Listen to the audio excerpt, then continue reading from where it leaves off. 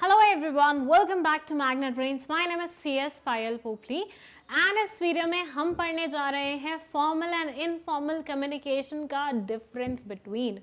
Okay, सो मैं आपको बताऊंगी कि फॉर्मल और इनफॉर्मल कम्युनिकेशन थोड़ा बहुत हमने 11th-12th में भी पढ़ा था, 11th क्लास में भी पढ़ा था एंड 12th में जब हम ऑर्गेनाइजिंग चैप्टर पढ़ रहे थे तो उसमें भी हमने फॉर्मल ऑर्गेनाइजेशन और इनफॉर्मल ऑर्गेनाइजेशन पढ़ा था।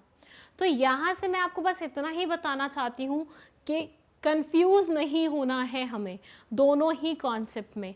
अगर मान लीजिए क्वेश्चन आता है फॉर्मल ऑर्गेनाइजेशन और इनफॉर्मल ऑर्गेनाइजेशन का डिफरेंस बताइए, तो आपका एक्सप्लेनेशन ऑर्गेनाइजेशन के टूवर्ड्स घूमना चाहिए। लेकिन जब वो आपको formal communication and informal communication का डिफरेंस पूछेंगे तो आपका एक्सप्लेनेशन फिर थोड़ा सा चेंज हो जाएगा, ऑल्टर हो जाएगा। ठीक है, तो यहाँ पे 4 पॉइंट्स लिखे हुए हैं, और भी बहुत सारे पॉइंट्स हैं, लेकिन पहले हम इन 4 पे फोकस करेंगे कि ये क्या बोलना चाह रहे हैं। अगेन, जैसे कि हम डिफरेंस बिटवीन वाली वीडियोस में करते ही हैं कि पहले बेसिस ऑफ डिफरेंस बताते हैं, उसके बाद एक पर्टिकुलर कॉन्सेप्ट और उसके बाद दूसरी पर्टिकुलर कॉन्सेप्ट। तो यहाँ पे भी बिल्कुल वैसा ही सिस्टम चाहिएगा और आपको पेपर में भी यही सिस्टम फॉलो करना है, जिसमें फर्स्ट है मीनिंग। ठीक है, फर्स्ट है क्या? मीनिंग। मीनिंग क्या बोलता है? इट सेज फॉर्मल कम्युनिकेशन में it refers to communication taking place within the official chain of command. Boss के नीचे कौन? सबऑर्डिनेट। सबऑर्डिनेट के नीचे कौन? उसका सबऑर्डिनेट। उसके नीचे कौन? उसका सबऑर्डिनेट।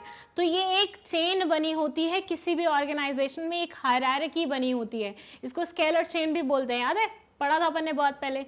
तो बस ये बोलते हैं कि फॉर्मल कम्युनिकेशन का मतलब होता है जो ये ऑफिशियल चेन है, ये जो ऑफिशियल चेन बनी हुई है, इनके बीच में जब भी वार्तालाप हो रहा होगा, बातचीत हो रही होगी, तो उसे हम बोल देंगे फॉर्मल कम्युनिकेशन। लेकिन on the other side informal communication का मतलब होता है it refers to communication between individuals and groups which are not officially recognized। क्या आपके ग्रुप में कितने मेंबर्स रहेंगे जो साथ बैठ के लंच करते होंगे, वो ऑफिस वाले डिसाइड करते हैं कि बेटा तुम 4 लोग आज से लंच साथ में करोगे, तुम 8 लोग आज से लंच साथ में करोगे, तुम 4 लोग घर जाओगे एक साथ, तुम 3 लोग ऑफिस के बाहर नीचे बैठ के वो जो पार्किंग एरिया होता है वहां पे बातचीत करोगे। क्या ये ऑफिस वाले आपको डिसाइड करके बताते हैं? कोचिंग के नीचे अक्सर अपन करते हैं ना, 4 बजे कोचिंग खत्म हो रही है तो 5 बजे तक वहां पे पार्किंग जोन में बैठ के दोस्तों के साथ मस्ती करना। ये क्या टीचर हमें बताती है कि आप ये करेंगे कोचिंग खत्म होने के बाद? नहीं, ये सब चीजें आप डिसाइड करते हैं अपने रिलेशनशिप के बेसिस पे। सो यहाँ पे जो कम्युनिकेशन होता है इंडिविजुअल्स का और ग्रुप्स का, वो होता है इनफॉर्मल वे में, इसको कोई ऑफिशियल रिकग्निशन नहीं मिलती है। देन रिलेशंस, ये बोलते हैं it establishes relation between the subordinates, superiors and relations are highly impersonal. ये बोलते हैं यहाँ पे जो रिलेशंस बनते हैं वो किसके बीच में बनते हैं? सुपीरियर, सबऑर्डिनेट, उसका सबऑर्डिनेट, उसका सबऑर्डिनेट, ऐसे रिलेशंस बनते हैं। Whereas informal communication में it establishes personal relationship among individuals irrespective of their levels। यहाँ पे बॉस प्यून का दोस्त हो सकता है, ड्राइवर का दोस्त हो सकता है।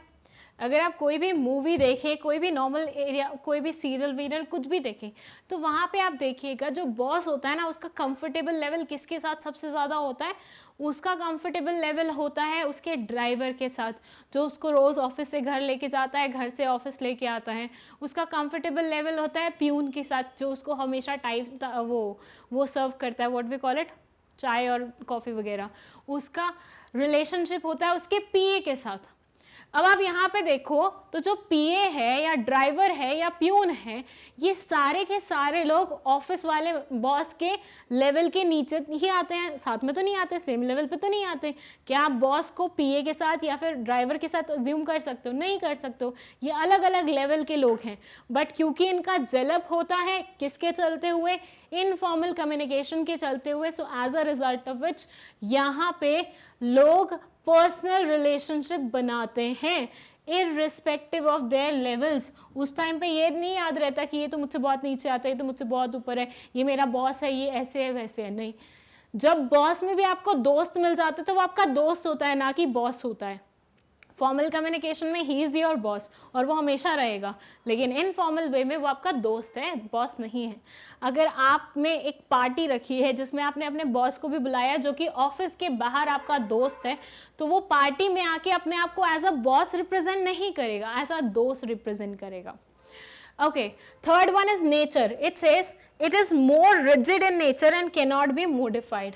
फॉर्मल कम्युनिकेशन जो होता है ना बहुत रिजिड होता है, मतलब पहले से मैनेजमेंट ने बना दिए हैं यही चेंज चलेंगी, यही सिस्टम चलेगा, तो बिल्कुल वैसा ही सिस्टम चलता है, उसके आगे पीछे कुछ नहीं होता है।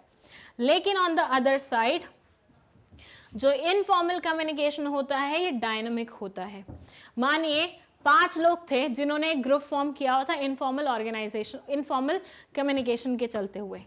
अब हुआ ऐसे कि एक दोस्त ने, उस ग्रुप में मैं भी थी, एक दोस्त ने मुझे कुछ गलत बोल दिया as an like I am hurt with her और हिज वर्ड्स, ठीक है। मैंने बोला I am the group leader, तो मैं ना बाकी सबको क्या करूँगी, मैं बाकी सबको ना और मतलब थोड़ा सा चेंज करने की कोशिश करूँगी। मैं बोलूँगी यार ये अच्छी नहीं है यार, इसको अपने ग्रुप में नहीं होना चाहिए, मतलब हमेशा ऐसे करती है, ये करती है, वो करती है। जब ऐसा मैं 4-5 बार बोल दूँगी सबके दिमाग में बैठ जाएगा और एक टाइम ऐसा आएगा वो हमारे ग्रुप के बाहर हो जाएगी। ये बहुत ही इविल सोच है, मैं ऐसे बिल्कुल भी नहीं हूँ, बट यूजुअली क्या होता है, ऐसा ही होता है। इनफॉर्मल ग्रुप्स जब बनते हैं, आप स्कूल में भी नोटिस करना, आपका जो फ्रेंड सर्कल होता है उसमें कभी न्यू फ्रेंड्स आते हैं, ओल्ड फ्रेंड्स जाते हैं, न्यू फ्रेंड्स आते हैं, ओल्ड फ्रेंड्स जाते हैं। क्यों? क्योंकि कुछ लोगों के साथ आपकी डायनामिक उतनी अच्छी नहीं बैठ पाती है। तो ये बोलते हैं यहाँ पे कोई फिक्स्ड वो नहीं है कि 5 लोग का ग्रुप है तो यही 5 का ग्रुप रहेगा, नो मैटर कितने भी क्लासेस निकल जाएं। नहीं, नए लोग आएंगे तो ग्रुप में नए मेंबर्स ऐड होंगे, पुराने अगर किसी को छोड़ के जाना है तो छोड़ के जा सकते हैं। तो ऐसे ये बदलता रहता है, it is very dynamic. Dynamic क्या होता है? जो वक्त के अकॉर्डिंग बदलता रहता है। चलिए, ये हो गया नेचर की बात। अब बात करते हैं चैनल की। चैनल में ये बोलते हैं फॉर्मल कम्युनिकेशन में इट फॉलोज फॉर्मल और established line of command. Formal में हमने जितने भी चैनल्स पढ़े हैं, व्हील चैनल हो, चेन चैनल हो, कोई इन्वर्टेड वी चैनल हो, कोई भी चैनल हो, सबका एक सिस्टमैटिक फॉर्मेट बना हुआ था कि ये इससे बात करेगा, ये इससे बात करेगा, इससे बात करेगा। प्रोबेबिलिटी तो जैसा नहीं था। प्रोबेबिलिटी पढ़ा था ना इनफॉर्मल में, लास्ट वीडियो अगर नहीं देखी है तो देख लीजिए पहले। उसमें क्या है, कोई भी किसी से भी बात करता है, कैसे भी बात करता है, राइट? तो वैसा तो नहीं है। तो यहाँ पे जो चैनल्स हैं वो वेल एस्टेब्लिश्ड हैं, सिस्टमैटिक तरीके से बनाए गए हैं, सब एक साथ, मतलब एक प्रॉपर फॉर्मेट में चलते हैं, एक प्रॉपर पाथ में चलते हैं, एक प्रॉपर डायरेक्शन में चलते हैं। Whereas when it comes to informal communication, it is based on informal relationship and no fixed line of command is follow. यहाँ पे कोई कमांड नहीं होती। मुझे वो बंदा पसंद आ रहा है, चाहे वो मेरे नीचे आता हो, कोई भी लेवल पे आता हो, ऊपर लेवल पे आ रहा हो, मैं उससे बात करूंगी डायरेक्टली जाके। तो अगर मुझे किसी को कुछ कन्वे करना है, I will be directly talking to that person, irrespective of the levels, irrespective of the post, irrespective of anything. तो यहाँ पे जो चैनल होते हैं वो बहुत ही फ्लेक्सिबल होते हैं। You can talk to any person you want. चलिए, ये हो गए हमारे 4 difference between formal communication and informal communication. Brief में एक बार फिर से बता दूं तो मीनिंग में ये बोलते हैं काम की बातें, बिना मतलब की बातें। रिलेशंस में ये बोलते हैं यहाँ पे सीनियर सबऑर्डिनेट का रिलेशनशिप होता है, यहाँ पे दोस्तों वाला रिलेशनशिप होता है, दोस्तों वाला, भाई बंधु वाला, वैसा। नेचर, ये रिजिड नेचर का होता है, ये थोड़ा फ्लेक्सिबल नेचर का होता है। चैनल फिक्स्ड होते हैं, यहाँ पे कैसे भी मूव करते हैं। ये है हमारे 4 difference between formal communication and informal communication.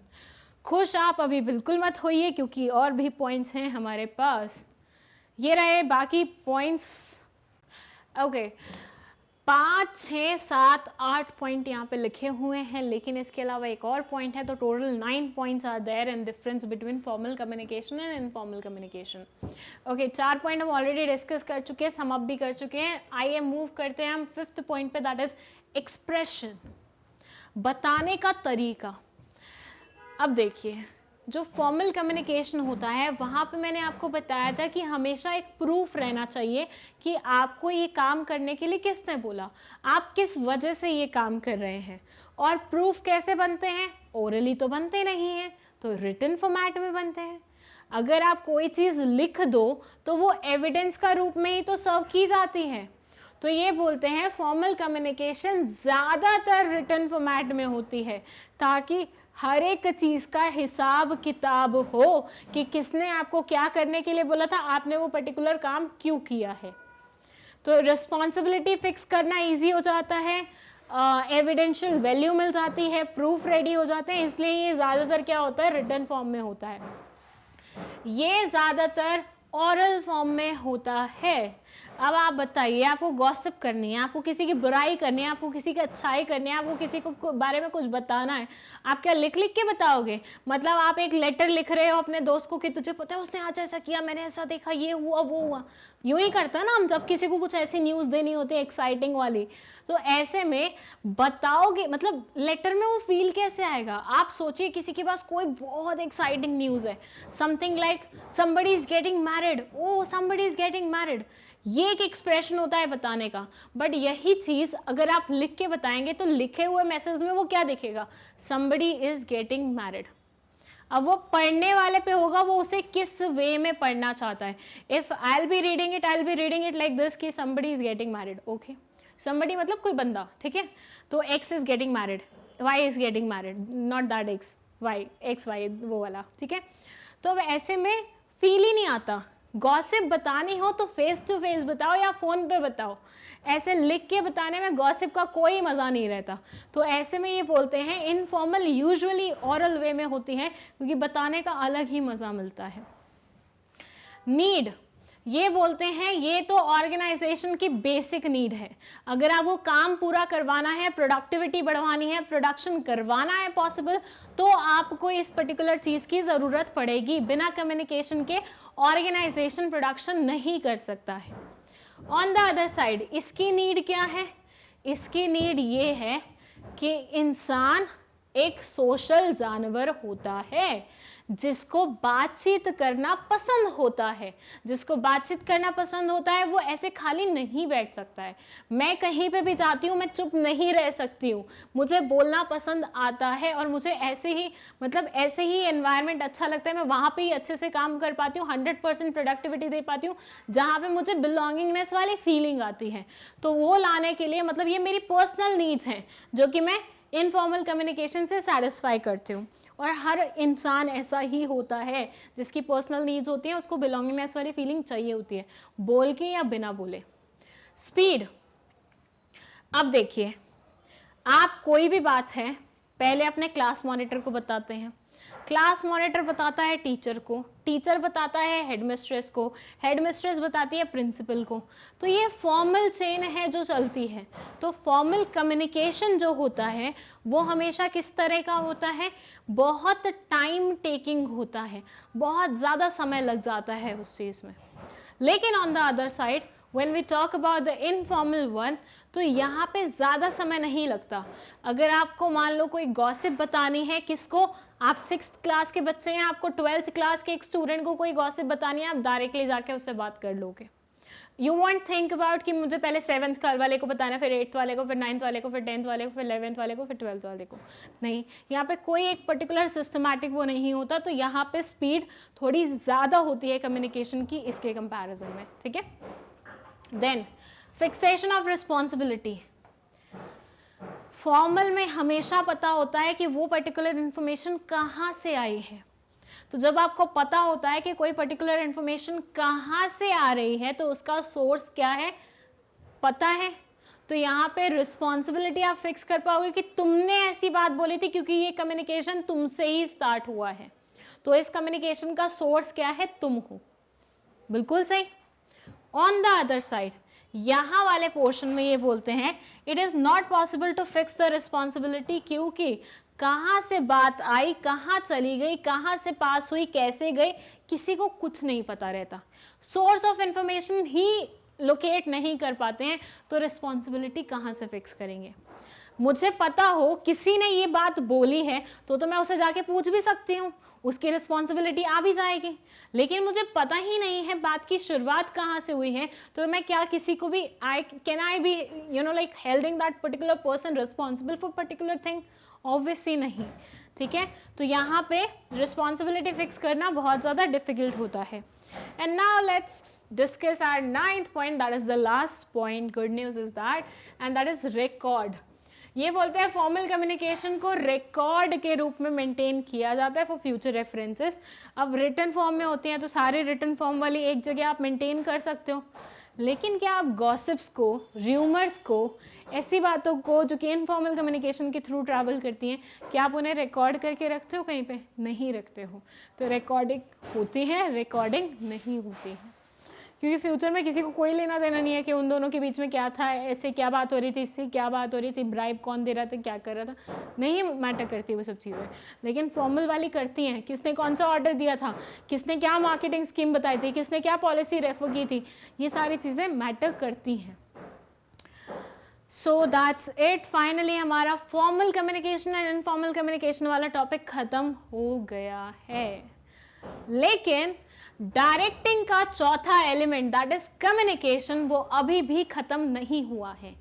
इसके बाद हम पढ़ने वाले हैं वो बैरियर्स के बारे में जो कम्युनिकेशन में आके खड़े हो जाते हैं, वो हिंड्रेंसेस, वो ऑब्लिगेशन जो हमें पूरी करनी होती है जिनके कारण कम्युनिकेशन ढंग से नहीं हो पाता है, उन सब चीज़ों के बारे में हम पढ़ेंगे, लेकिन वो हम पढ़ेंगे हमारे नेक्स्ट वीडियो में।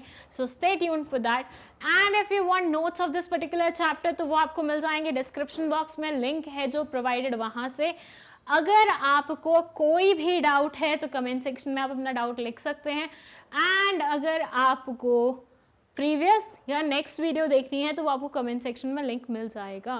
Thank you so much for watching this video.